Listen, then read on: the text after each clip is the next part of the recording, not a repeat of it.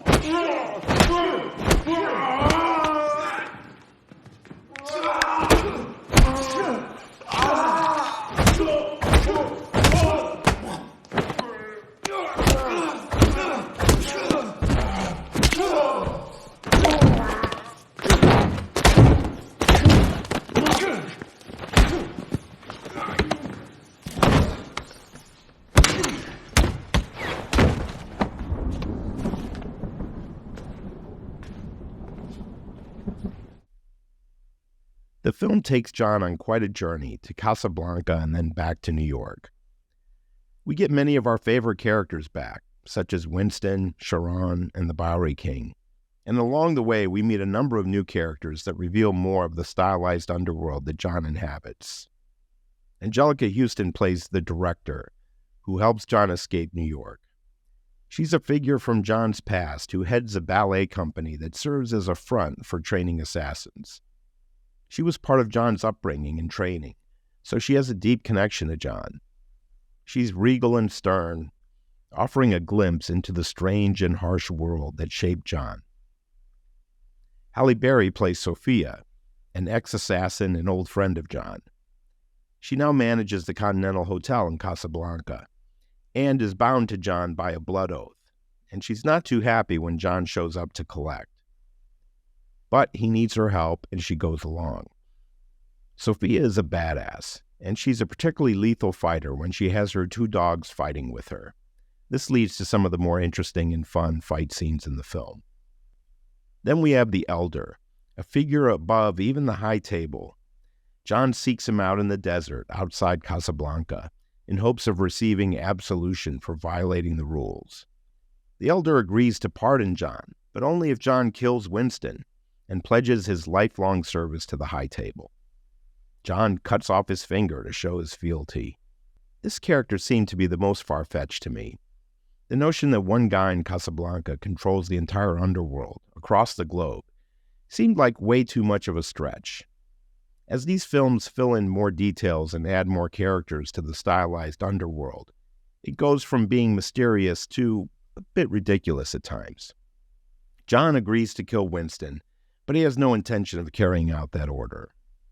Back in New York, the adjudicator, played by Asia Kate Dillon, is a representative of the high table and is sent to New York to punish those who aided John in the previous film, including Winston and the Bowery King. The adjudicator is cold, methodical, and seemingly unflappable.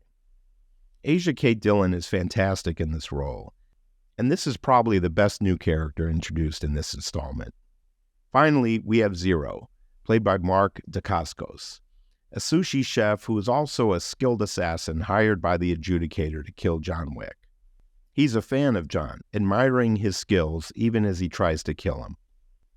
The final battle scenes are epic, as John joins forces with Winston and Sharon to defend the Continental Hotel from an armed assault. And we have another twist at the end that then sets the stage for the next installment.